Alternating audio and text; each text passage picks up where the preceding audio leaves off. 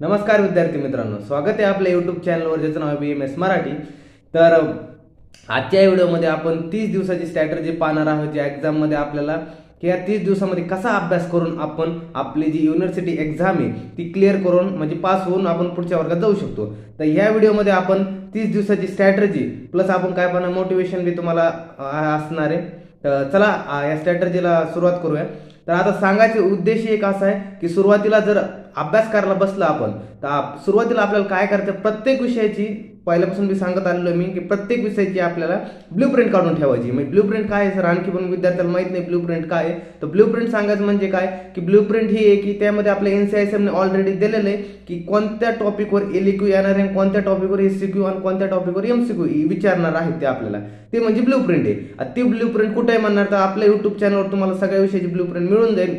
आणि ज्यांना कोणाला नसेल तर आपल्या टेलिग्राम चॅनलवरती PDF आहेत जे तुमच्या सिलेबस फर्स्ट इयरच्या त्या सिलेबसच्या कॉपीमध्ये सर्वात शेवटी तुम्हाला ब्ल्यूप्रिंट मिळून जाईल। आता ब्ल्यूप्रिंट मध्ये काय सांगितलं ते जर तुम्ही केलं तर अगोदर LEQ चे टॉपिक जर कव्हर केले, अगोदर LEQ चे टॉपिक जे आपल्याला चॅप्टर दिले आपल्या किती एक्झाम मध्ये 4 LEQ आहेत, तर त्या LEQ चे जे टॉपिक कव्हर केले तर अगोदर तुम्ही सुरुवातीला तर त्यानंतर तुमची SCQ चे तेच LEQ चे टॉपिक तेच SCQ ला आहेत तुम्हाला, म्हणजे LEQ चे टॉपिक केल्यामुळे तुमचे SCQ सुद्धा कव्हर होतात आणि SCQ कव्हर झाल्यामुळे तुमचा अभ्यास झाल्यामुळे तुमचे MCQ सुद्धा कव्हर होतात। म्हणजे जवळपास तुम्हाला अशा पद्धतीने LEQ मुळे SCQ चा अभ्यास होतो आणि SCQ मुळे तुमचा सुद्धा MCQ चा सुद्धा अभ्यास होतो। म्हणजे ओव्हरऑल तुम्हाला LEQ चा मस्ट सुरुवातीला अभ्यास करणं गरजेचं आहे। म्हणजे तुमचे सर्वात आधी LEQ ने तुमचे सगळ्यात जास्त मार्क गेन होतात। त्यानंतर काय सांगायचं की जे आपले PYQs आहेत, आता एवढा वेळ तर राहिला नाही, 30 दिवसामध्ये काय काय वाचणार माणूस, सगळ्यातलाच हा प्रश्न पडलाय सर, खूप टेन्शन आलंय काय करावं काय नाही, कारण अॅनाटॉमीचा एवढा सिलेबस मोठा आहे की काय करावं, आपलं 30 दिवस राहिलं नेमकं हे वाचू का ते वाचू, पदार्थ घेऊ का क्रिया घेऊ का ॲनाट घेऊ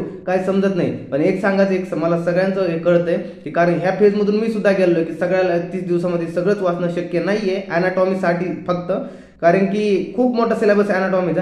तर सध्या तरी तुम्ही काय करा की एक आपण अॅनाटॉमीचे IMP म्हणून दिलेले आहेत, नाहीतर तुम्हाला जे PYQs माहिती असतील अॅनाटॉमीचे IMP आपण जे दिले ते PYQs अॅनाटॉमीचे आहेत, जे मागील 5 वर्षाच्या एक्झाम मध्ये 10 पेपर मध्ये बऱ्याच वेळेस विचारले गेले प्रश्न आहेत, असेच ते IMP दिलेले आहेत आपल्या चॅनलवरती। तर हे IMP तुम्ही नुसते जरी कव्हर जरी करून ठेवले तर तुम्हाला पासिंगचे सुद्धा मार्क म्हणजे ह्यामध्ये होऊन जाईल सहजासहजी। पण तुम्ही हे जे PYQs IMP दिले ते तुम्हाला करणं मस्ट गरजेचं आहे। आता हे IMP तुम्ही आता तुम्हाला एवढा वेळ राहील नाही की तुम्हाला सगळंच वाचत बसावं लागेल, पण तुम्ही मस्ट हे IMP तरी करून घ्या सध्या तरी, आणि जर तुम्हाला वेळ उरलाच तर तुमचे जे रिमेनिंग पार्ट राहिला असेल सिलेबसचा तुम्ही ते नंतर ते कव्हर करा। आता अॅनाटॉमीचं सुरुवातीला सांगायचं राहिलं तर अॅनाटॉमीचं तुम्हाला आयुर्वेदिक सगळं करणं गरजेचं आहे, सगळं म्हणजे सगळं करणं गरजेचं आहे, कारण 30 दिवसात आपला टाइम आहे, भरपूर असा टाइम आहे आपल्यासाठी सध्या तरी की 30 दिवसामध्ये खूप काय होऊ शकतं। मी असे खूप सिनियर पाहिलेत माझे किंवा खूप वर्ग मित्र पाहिले ज्यांनी फक्त 7-7, 8-8 दिवसात किंवा 15 दिवसात त्यांनी संस्कृत सारखा सब्जेक्ट, अॅनाटॉमी सारखा सब्जेक्ट क्लिअर केलेला आहे, कारण त्यात वर्षभर अभ्यास नव्हता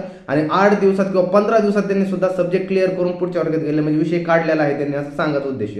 आता त्यांनी म्हणजे काय की आपला अॅनाटॉमीचा जे आयुर्वेद पोर्शन आहे आपल्याला थोडाच मोजकाच पोर्शन द्यायला आयुर्वेद पोर्शन आहे, पण त्यामध्ये तुम्हाला जे श्लोक आहेत ते येणं मस्ट गरजेचं, जसं मासन मासिकचे श्लोक झाले, शुक्र आर्तवचे श्लोक झाले, असे जे शरीरचे श्लोक झाले, शारीरचे श्लोक झाले म्हणजे आपले जे दिले आहेत ते, त्यानंतर आपले जे असे IMP श्लोक आहेत ते म्हणजे आयुर्वेदिक तुम्हाला मस्ट करून जाय नाही, जसं हृदय आहे, शिराधमनी, स्त्रोतच तुम्हाला आलंच पाहिजे, मर्म तुम्हाला आलेच पाहिजे, जे आपले हे IMP श्लोक आहेत हे मस्ट आहेत IMP तुम्हाला आयुर्वेदिक सगळंच करायचं, काहीच सोडून जायचं नाही तुम्हाला अॅनाटॉमीचं आणि दुसऱ्या क्रिया सब्जेक्ट प्रत्येक सब्जेक्टसाठी सुद्धा, कारण की आयुर्वेद खूप प्रश्न पडतात ॲज कम्पेअर टू मॉडर्नचे बी आपल्या अॅनाटॉमीमध्ये प्रश्न येतात, पण जर 60-40 वेटेज राहतं, कारण 60% आयुर्वेदला वेटेज असतं, 40% मॉडर्नला वेटेज राहतं जवळपास पेपरमध्ये।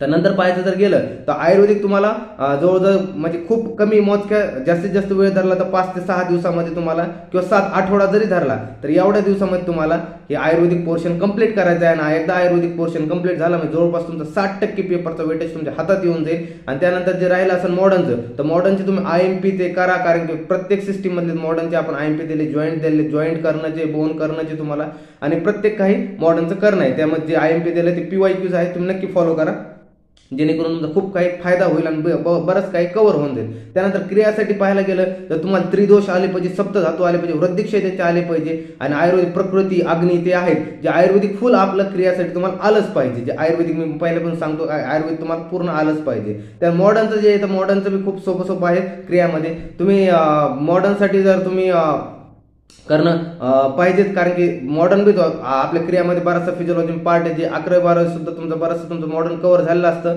जे तेच असतं. इकडे फक्त थोडं डीपमध्ये असतं, जे फिजिओलॉजीमध्ये फंक्शन वगैरे तुम्हाला बरंचसं माहिती असतं, फक्त एक आयडिया असतो आपल्याला, आणि इकडे थोडंफार वाचून घेतलं तुमचं होऊन जातं जवळपास. तर तुम्हाला क्रियासाठी आयुर्वेदिक पूर्ण आलं पाहिजे त्यासाठी, आणि मॉडर्न पण तुमचं जवळपास कव्हर होऊन जाईल. पण आतापासून तुम्हाला पूर्ण करावं बसावं लागेल. त्यानंतर झालं संस्कृतसाठी. आता संस्कृतसाठी सांगायचं जर ठरलं तर तुम्हाला संधी, समास आणि कारक हे टॉपिक अगोदर सुरुवातीला करून ठेवा, कारण संधी, समास, कारक हे तुम्हाला जवळपास 15-15 मार्कचे टॉपिक आहे, 45 मार्कचे पेपरचे टॉपिक आहे, खूप IMP टॉपिक आहे असे, हे तुम्हाला आलेच पाहिजे गरजेचे. त्यानंतर सांगायचं गेलं तर तुम्ही म्हणता सर संस्कृतचा अभ्यास कसा करू, कारण की टाइम तर खूप कमी राहिला. तुम्हाला एक सांगतो की संस्कृतचा अभ्यास तुम्हाला जे एका दिवसामध्ये जवळपास 1-2 दिवसामध्ये तुम्हाला तर स्मॉल टॉपिक, छोटे टॉपिक कव्हर करून घ्यायचे, 5-5 मार्क. जसे उपसर्ग असेल, प्रत्यय असेल, त्यानंतर जर सांगायचं जर झालं तर संज्ञा प्रकरण झालं, माहेश्वरी सूत्र झालं, हे जे छोटे टॉपिक आहे तुम्हाला 1-2 दिवसामध्ये कंप्लीट करून टाकायचे, छोटे 5-5 मार्कचे टॉपिक. परिभाषा झालं जे तुम्हाला येत आहे, त्यानं टिप्पणी झाले तुम्हाला जे येत आहे, असं जे तुम्हाला माहिती आहे बाबा, जे सोपं आहे तुम्ही लिहू शकता, ते तुम्हाला कमी वेळेमध्ये जास्त कव्हर करायचे. आणि जे संधी, समास वगैरे त्याला 2 दिवस लागू द्या, 3 दिवस लागू द्या, पण चांगला करा, कारण ह्याच्यावर तुमचे खूप सारे मार्क डिपेंड करतात. जे आपल्या पंचकथा आहेत, त्या कथा आहेत ना, त्या कथा जो अनुवाद संस्कृतमध्ये कसा दिलाय, कशी ती कथा मराठीमधली आपले संस्कृतमध्ये दिलेली आहे, आणि जे आपले अव्ययचे जे श्लोक आहे, त्या श्लोकचा अर्थ कशा प्रकारे दिलाय, अव्यय कशा प्रकारे केलंय, पदच्छेद कशा प्रकारे केलाय, हे सगळं तुम्ही पाहून घ्या, समजून घ्या. उरलेल्या वेळेमध्ये जे टॉपिक कमी म्हणजे छोटे आहे, म्हणजे थेंबे तळसाचे 5-5 मार्कचे टॉपिक तुम्ही जास्त लवकर करून ठेवा, कारण की तुमचा खूप मोठा असा मार्क गोळा होऊन जाईल. आणि जे राहिलं विषय दुसरा की जे मोठे संधी, समास, कारक हे त्यांना जास्त थोडाफार वेळ लागू द्या, कारण की चांगले होते तर तुमचा छान अभ्यास होईल. धातुरूपाने तुम्हाला खूप सोपं आहे, 5 मार्कसाठी इझिली होऊन जाईल पाठ धातुरूपाने. शब्दरूपाने थोडा वेळ लागू द्या, शब्द वाचून घ्या, ते बघा. शब्दावर तुम्हाला जवळपास आपल्या चॅनलवर ट्रिक्स पण येतात, की 2-3 असे मोजके शब्द केले की त्यानुसार तुम्हाला बरेचसे शब्दाचं समजून जाईल, ट्रिक्सनुसार काय नाही. ते लवकरच मी व्हिडिओ अपलोड करेल ट्रिक्सचा पण. त्यानंतर पुढे जर झालं, आता सब्जेक्ट आपला पुढचा पदार्थ विज्ञान. आता पदार्थ विज्ञान खूप इंटरेस्टिंग सब्जेक्ट आहे, ह्यासाठी मी स्वतः व्हिडिओ घेतोय आपल्या युट्यूब चॅनलवर, जे लेक्चर्स टाकतोय पदार्थचे, सिंपल नोट्समध्ये ट्रिकी नोट, ज्या मी स्वतः वापरल्या होत्या, आणि छान त्याचे रिझल्ट आहेत. त्या नोट्स खूप म्हणजे इझी आहे की रिमेंबर, लवकर ध्यानात व्हायला खूप मदत करतात. तुम्ही आपल्या पदार्थ विज्ञानचे लेक्चर्स पाहू शकता आपल्या युट्यूब चॅनलवर, फ्रीमध्ये आहे, फ्री आहे. तुम्ही स्वतः बघा, तुमच्या मित्रमैत्रिणी शेअर करा, जेणेकरून त्यांचा सुद्धा फायदा होईल. सगळ्यांचं कर भला तो हो भला. तुम्ही जर त्यांचं चांगलं केलं, तुमचं पण नक्की चांगलं होईल. त्यामुळे चांगलं सदवृत्ती असू द्या तुमचं, चांगलं दुसऱ्याची चांगलं पाहण्याची बी सदवृत्ती असू द्या, आणि पदार्थ तुम्हाला सगळं वाचून जाणे. आणि सुरुवातीला सांगायचं गेलं पदार्थची पण ब्ल्यूप्रिंट, सगळ्या विषयाची ब्ल्यूप्रिंट ठेवायची तुम्हाला, कारण हाय वेटेजचे टॉपिक आजवर करून घ्यायचे, कारण की तुम्हाला जास्त मार्क घेणं. जसं की द्रव्य गुण कर्म, पेपर 1 48 मार्कचं वेटेज देते हे ते द्रव्य गुण कर्म. तर तुम्ही सुरुवातीला जर करून ठेवले द्रव्य गुण कर्म वगैरे, जे हायली वेटेज टॉपिक आहेत, तुमचे जास्त मार्क गेन होऊ शकतात पदार्थ सारख्या सब्जेक्टमध्ये, आणि तुमचं इझिली हे सब्जेक्ट क्लिअर होऊ शकतं. पदार्थ विज्ञान म्हणजे तुम्हाला काही स्किप करायचं नाही, पूर्ण वाचून जायचं. पदार्थ विज्ञान खूप सोपा विषय, आणि आपल्या नोट्स वगैरे जर फॉलो करता, लेक्चर फॉलो करता, तर नक्की तुमचा 100% हा विषय क्लिअर होणार आहे, आणि छान मार्कने तुम्हाला हा विषय पास होणार आहे तुम्ही. तर जर कोणाला अडचण असेल तर आपले व्हिडिओ नक्की पाहू शकतात. आणि त्यानंतर काय सांगितलं पुढे संहिता. आता सर काही जण म्हणते सर संहिताला खूप मोठे अष्टांग हृदयाचे आपले जवळपास 15 अध्याय, आणि जर चरकमध्ये पाहायला गेलं तर आपले 12 अध्यायामध्ये आपले सांगितले चरकमध्ये. तर कसं आहे की आपल्याकडे वेळ खूप आणखी भरपूर वेळ आहे. जसं की आजची तारीख आहे आपल्यापाशी 16 तारीख आहे. ह्या 16 तारखेपुढे आपले 22 तारखेला पासून पेपर पुढे सुरू होणार आहेत. तर आपल्याकडे जवळपास 30 दिवस तरी आहेत, मानाल धरला तरी 30 दिवस मध्ये तुम्ही दररोज जरी एक चॅप्टर म्हणजे एक अध्याय जरी केला एका विषयाचा, 15, 22, 27 दिवसात होतंय तुमचं, तर दररोज फक्त एक जरी केला तुमचा, तर जवळपास सिलेबस तुमचा बराचसा हातामध्ये येतो. आणि असे खूप म्हणजे असे टॉपिक आहेत, त्यामध्ये खूप मोठे सिलेबस मध्ये तुम्हाला पाहायला मिळेल. काही फक्त अध्याय तुम्ही एके दिवसात 3 करू शकता. जर चांगला अभ्यास, तुमची रीडिंग चांगली असेल, तुमची मेमरी चांगली असेल, तर तुम्हाला खूप इझिली तुम्ही लवकरात लवकर सिलेबस करून तुमचे ध्यान रिमेंबर करू शकता. आणि तेच सांगायचं म्हणजे झालं तर संहिताचे पण असे काही मोजके जे म्हणजे तुम्ही मागचे प्रिव्हियस इयरचे क्वेश्चन पेपर नक्की काढा. जे आपले 2023चे अनेक जे क्वेश्चन पेपर झाले, 2 त्यांचे समर आणि विंटर, आणि 2024चे आपले जे पाहायला गेले तिथे एक पेपर झाला होता आपला. ते क्वेश्चन पेपर नक्की घ्या तुमच्या हातात, तुम्हाला नक्की समजून जाईल की ह्यामध्ये कशा प्रकारे आपले क्वेश्चन नक्की विचारले. कारण की एक मी नक्की पहिल्यापासून सांगत आलो की PYQ वर खूप फोकस करा, कारण PYQ तुम्हाला जेवढे आपले रिपीट होतात आणि PYQ नुसार तुम्हाला एक आयडिया येऊन जातो की पेपरमध्ये कशा प्रकारे आपले क्वेश्चन विचारले गेले आणि कशा प्रकारे पुढे क्वेश्चन विचारलं जाऊ शकतो. म्हणजे आपला एक माइंडसेट तयार होतो की एक्झामिनर म्हणे की कशा प्रकारे ह्याचे 100% आपले क्वेश्चन विचारले जाऊ शकतात. तर अशा प्रकारे पूर्ण 30 दिवसाची स्ट्रॅटेजी होती. काही विद्यार्थी म्हणजे सर अभ्यास होत नाही, पण मनाला स्वतःला एक विचारा की आपण खरंच यासाठी आपण अभ्यास करतोय का, खरंच आपल्या मनातून आणि आपण अभ्यासाला लागलोय का. कोणी दुसरं म्हणतंय की हा संस्कृत खूप हार्ड आहे म्हणून आपण म्हणतोय संस्कृत खूप हार्ड आहे, अॅनाटॉमी खूप हार्ड आहे, कोणी म्हणतंय म्हणून आपण समजून घेतोय, पण आपण कधी स्वतःहून बसलोय का. तेवढा वेळ द्यावा लागतो, तेवढा वेळ बसावं लागतं. सांगायचा एक उद्देश असा की अभ्यासाला लागा, आणखी पण खूप टाइम आहे. आठवण करा आपल्या इतिहासाची, आपण कोणाच्या स्वराज्यात राहतोय. आठवण करा आपले छत्रपती शिवरायांची, ज्यांनी मुठभर सैनिक मावळे सोबत घेऊन मुघलांच्या काळात स्वराज्य निर्माण केलं. आठवण करा आपले छत्रपती शंभूराजे यांची, ज्यांनी 120 युद्ध जिंकून एक सुद्धा युद्ध हरले नाही. आठवण करा आपल्या आई वडिलांची, जे आपले दिवस रात्र कष्ट करतात आपल्या मातीमध्ये, आपल्या शेतामध्ये, आपल्यासाठी फक्त काय की आपला मुलगा डॉक्टर होतोय, कुठंतरी आपल्या समाजात आपलं काहीतरी करतोय, आपल्यासाठी काहीतरी करतो, आपला मुलगा डॉक्टर होतोय. त्यांच्या ह्याच आशेवरती ते दिवस रात्र काम करतात, फक्त तुमच्यावर की तुम्ही डॉक्टर होताय, तुमच्यासाठी दिवस रात्र कष्ट करताय, मेहनत करताय. आणि तेच तुम्हाला बरं वाटतंय का की पेपर व्हायच्या अगोदरच तुम्ही हार मानताय. म्हणजे युद्ध झालं नाही, त्या युद्धाच्या अगोदरच तुम्ही शस्त्र टाकून बसलेत की नाही हे होणार नाही. कसं तुम्हाला लाज वाटली पाहिजे मनाला की काय युद्ध व्हायच्या अगोदर तुम्ही हार मानताय. अरे पेपर तर आणखी लांब आहे, 30 दिवस जायचे. त्या 30 दिवसामध्ये खूप काय करतो, करणारा खूप करून जातो. एका दिवसात त्याला फक्त 1 दिवस लागतो करणाऱ्याला.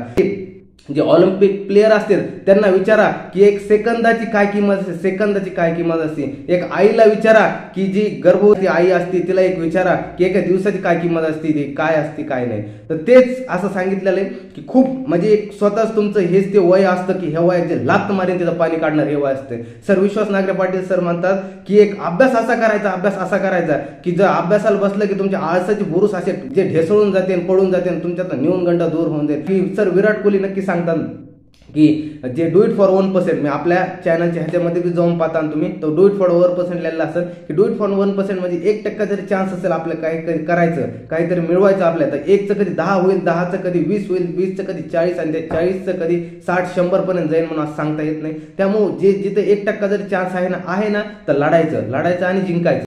स्वतः श्रीकृष्ण भगवान भगवद्गीतेमध्ये सांगतात की कर्म करते राहो फल की आशा मत करो. म्हणजे कर्म करत राहा आणि फळाची आशा करू नका. म्हणजे तुमच्याकडे जो वेळ आहे 30 दिवस तुम्ही खूप मेहनत करा, ते करा, फळाची आशा करू नका. कारण फळ आधी शेवटी नंतर भेटणार आहे, आपल्याला रिझल्ट हा नंतर लागणार आहे. तोपर्यंत आपल्या मनाला वाटलं पाहिजे नाही यार मी काहीतरी कर्म केलंय, मनाला असं सॅटिस्फॅक्शन असलं पाहिजे. रिझल्ट काही पण येऊ द्या हो, पण तुम्हाला एक मनाला असलं पाहिजे की मी चांगलं कर्म केलंय, मी एक चांगला अभ्यास केलाय, पुढचं बघितलं की नाही. फक्त आपलं काम काय आता सध्याच्या पिरियडला काम काय, आपण अभ्यास करायचं, ते करायचं.